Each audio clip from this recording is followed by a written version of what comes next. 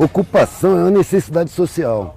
Nós estamos num estado criminoso, que sabota a educação, sabota a saúde, dominado por empresas, tem uma estrutura escravagista mantida. Na minha opinião, a gente nunca viveu numa democracia, isso aqui nunca foi uma democracia. A República foi proclamada pelos banqueiros, que tinham vontade de ocupar o lugar da nobreza e ter aqueles luxos e privilégios, mas que não conseguiam porque não tinham sangue azul. Então eles armaram a proclamação da República para ocupar o espaço dos nobres e tiveram cuidado de manter a mesma estrutura. Então é preciso manter a ignorância da massa. Eu vejo a sociedade como uma casa, que o alicerce é a massa, ignorante, desinformada e por isso mesmo imóvel, para manter a estrutura social. Os tijolos são as classes médias, não tem uma classe média. Tem a classe média que toca a pobreza, a seguinte até a classe média alta que toca o telhado, que é a elite. E a elite também está pressionada, porque existe a comieira, é na comieira que está o poder da sociedade. Não nessa gerência, governo para mim é gerência, não é governo.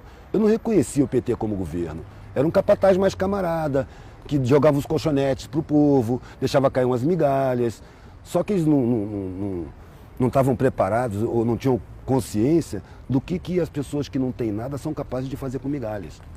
Então hoje está havendo uma comunicação da academia com a periferia que nunca houve. Esses buraquinhos que foram abertos na universidade para enfiar um punhado de pobre só para ficar bem na foto internacional, esses buraquinhos estão levando vivência de base para dentro da academia, que nunca teve vivência de base. E ao mesmo tempo está levando conhecimento acadêmico para a periferia, porque ao contrário do que se pensava, o periférico que chega na academia, ele não quer esquecer a periferia. Ele tem um vínculo afetivo muito grande, que os de cima não sabem como é. Eles têm condição de viver isoladamente, cumprimentar o vizinho, bom dia, como vai, à distância. O periférico ele convive parede de meia, ele sabe o problema pessoal do vizinho. O vizinho está com fome, ele divide a comida dele. Então isso cria um vínculo que os de cima não percebem. O cara da academia, ele quer levar o conhecimento para a rapaziada dele. E isso está criando focos embrionários que ao longo do tempo vão se multiplicando, vão contaminando, vão gerando consciência. Agora não é uma coisa que vai acontecer numa geração, é uma coisa de muitas gerações. A sociedade levou milênios para chegar nesse ponto aqui.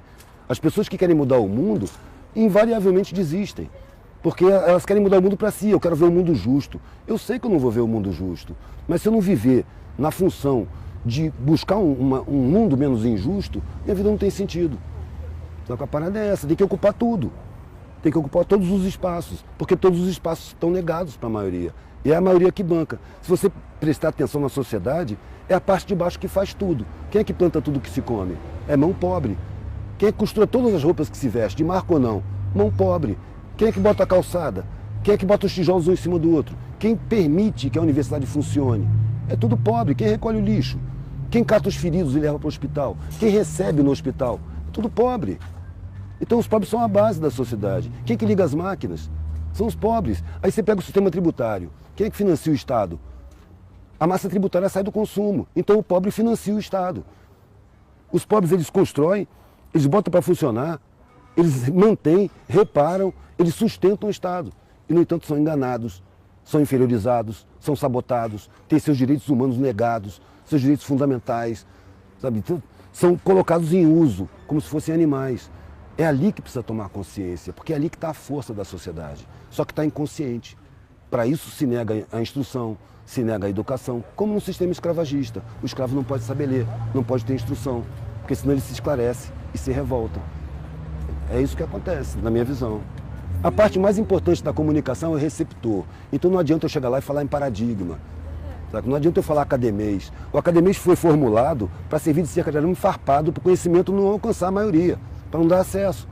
É preciso pegar essa cerca e derrubar. É preciso falar errado. É preciso engolir plural, errar concordância.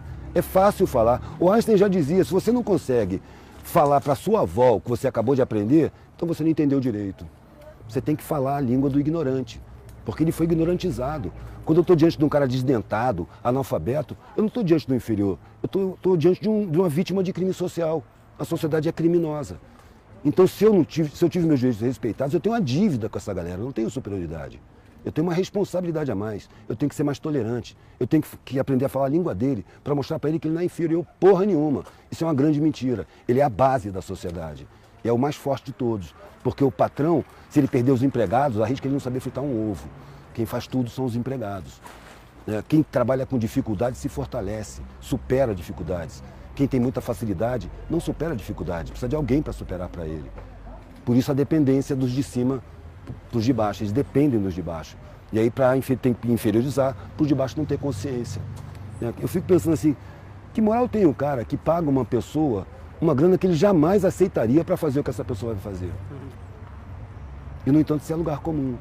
O empresário fala, eu dou emprego cacete, você explora as pessoas, paga o mínimo, corta direito trabalhista, ainda olha para os caras com desprezo. Isso é uma ideia desumano. Sabe, a cúpula da sociedade não tem humanidade, a humanidade está na periferia, que divide o último pão, sem pensar, amanhã a gente vê como é que fica. Você não vai ficar sem comer não, toma aqui. É isso que é bonito. Eu nasci na elite. Eu fui encontrar a parte mais linda da humanidade na periferia, pedindo comida, dormindo no chão. Ali eu encontrei a humanidade mais bonita. Só que eu percebi, ali está todo mundo ignorantizado, está todo mundo sabotado. Sabe? É uma puta sacanagem, sabe? Eu prefiro falar com os de baixo, para mostrar que eles não são fracos não, não são inferiores não. Eu paro para botar gás na Kombi velha que eu tenho e pergunto pro cara assim, meu irmão, imagina... Primeiro eu falo com o cara, eu chego lá, o cara fala, ô patrão, eu já fiz alguma merda, mas me desculpa aí, o que eu fiz? Eu falo, não, por quê? Tu tá me xingando, velho, patrão? Patrão é um parasita, velho, que trepa nas tuas costas, vive às suas custas, diz que tu que vive às custas dele. Que te esfola, te ameaça, te espreme, te cobra, te paga uma merreca e acha que você tem que ter gratidão por ele. Imagina que seu patrão perdeu os empregados, perdeu o que ele tem que viver a sua vida. O que ele faz? 99% das vezes o cara responde, ele se mata. Claro que se mata. Ele não tem peito para encarar as dificuldades. Ele só encontra facilidade, facilidade fragiliza. É a dificuldade que fortalece. Então os mais fortes eles estão inconscientes. É preciso mostrar para os mais fortes quem eles são, que eles não sabem. A sociedade não deixa eles saberem. Tá bom? Tá lindo, meu Deus.